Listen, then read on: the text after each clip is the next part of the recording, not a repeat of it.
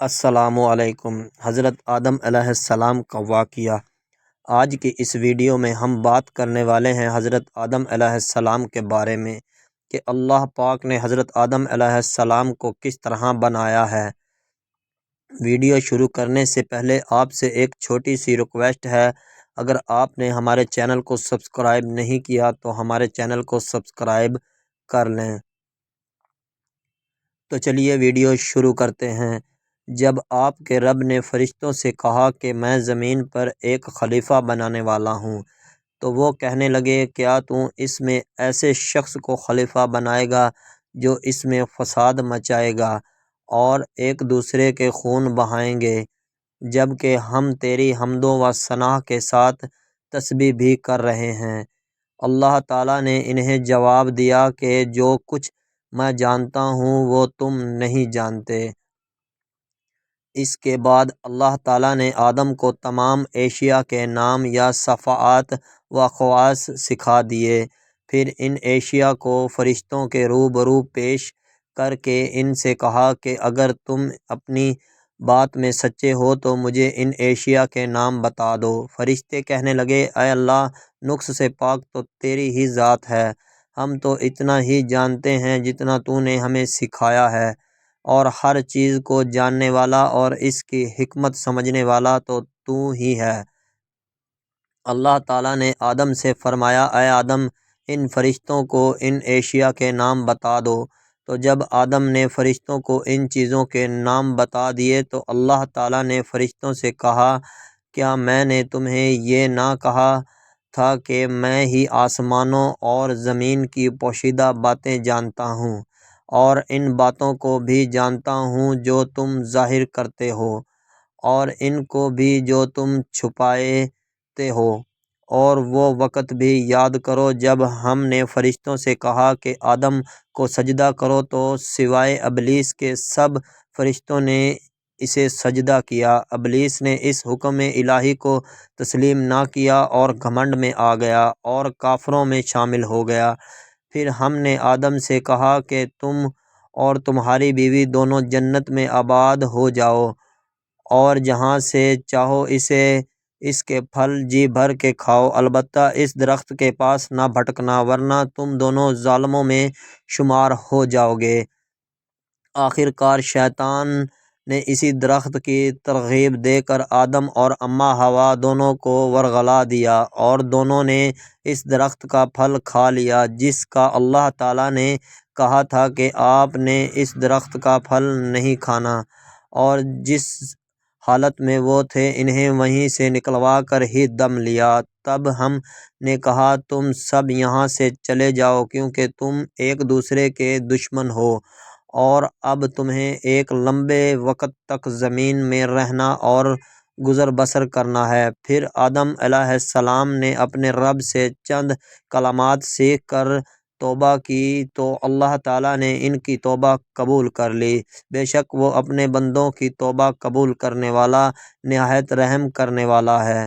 ہم نے کہا تم سب کے سب یہاں سے نکل جاؤ، پھر جو میری طرف سے تمہارے پاس ہدایت آئے اور جس نے میری ہدایت کی پیروی کی تو ایسے لوگوں کو نہ کچھ خوف ہوگا اور نہ وہ غمگین ہوں گے۔ حضرت آدم علیہ السلام دنیا کے پہلے انسان بھی ہیں اور پیغمبر بھی۔ جب اللہ نے انسان کو دنیا میں بھیجنے کا ارادہ کیا تو اس سے قبل چند اہم اقدامات کیے۔ ایک اقدامات تو یہ تھا کہ تمام انسانوں کو شعور دے کر انہیں دنیا کی زندگی کی آزمائش کے بارے میں بتا دیا کہ انہیں اچھے اور برے کی تمیز کی آزمائش میں ڈالا جا رہا ہے، اور جو کامیاب ہوگا اس کا بدلہ جنت اور جو ناکام ہوگا اس کا بدلہ جہنم ہے۔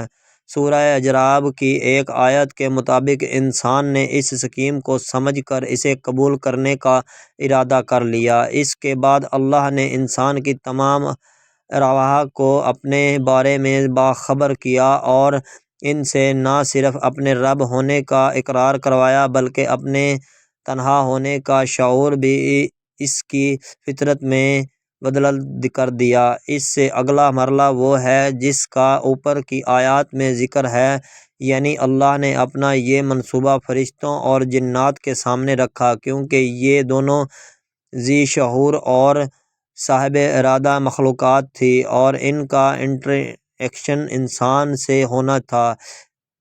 جب اللہ نے فرشتوں اور جنات کے سامنے یہ منصوبہ رکھا کہ ایک ذی شعور صاحب اختیار ہستی کو دنیا میں بھیجا جانے والا ہے، تو فرشتوں کو صاف نظر آ گیا کہ انسان اپنے اختیار کا غلط استعمال کرے گا، جس کے نتیجے میں خون خرابہ بھی ہوگا۔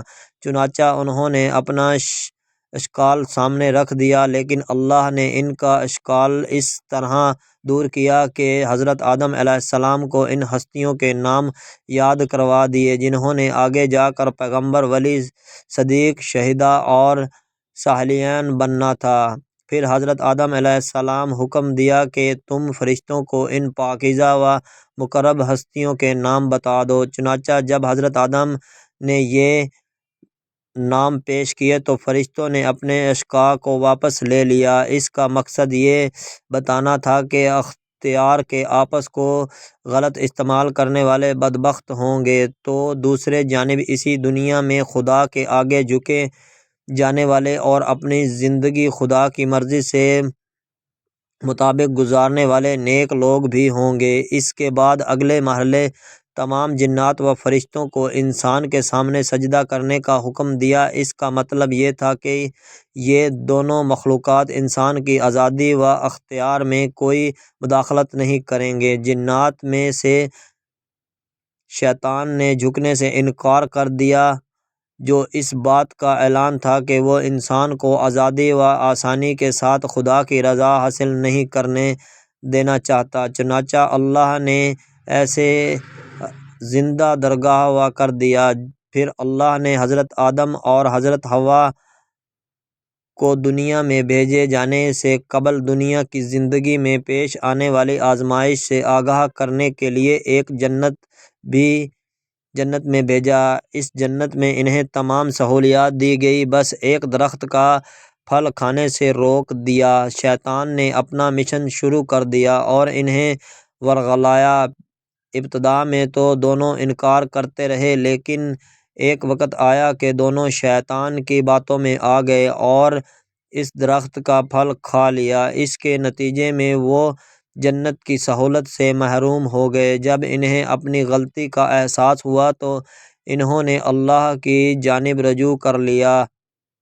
اس پر اللہ نے انہیں معاف بھی کر دیا۔ اب اس ابتدائی جنت کی ترتیب مکمل ہو چکی تھی، اس لیے اللہ نے دونوں کو دنیا میں بھیج کر اس امتحان کی ابتدا کر دی جس میں ہم سب آزمائے جا رہے ہیں۔ شیطان ایک عالم و فاضل اور عبادت گزار ہستی ہونے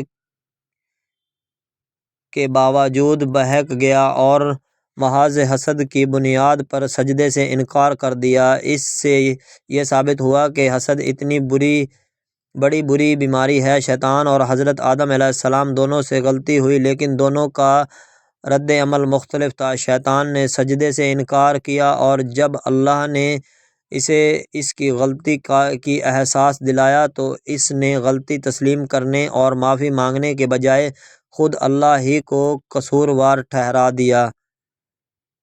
دوسری جانب حضرت آدم و حوا کو جب اپنی غلطی کا احساس ہوا تو وہ آکڑنے کے بجائے عجز و انکساری کا پیکر بن گئے۔ چنانچہ اللہ نے شیطان کو مردود بنا دیا اور حضرت آدم و حوا کو مقبول۔ آج بھی انسان سے یہی رویہ مطلوب ہے کہ جب بھی غلطی ہو جائے تو وہ آکڑنے، گناہ پر اصرار کرنے اور اس کے لیے تاویل تلاش کرنے کے بجائے جھک جائے، سرنڈر کر دے اور خدا کی مغفرت کا طلبگار بن جائے۔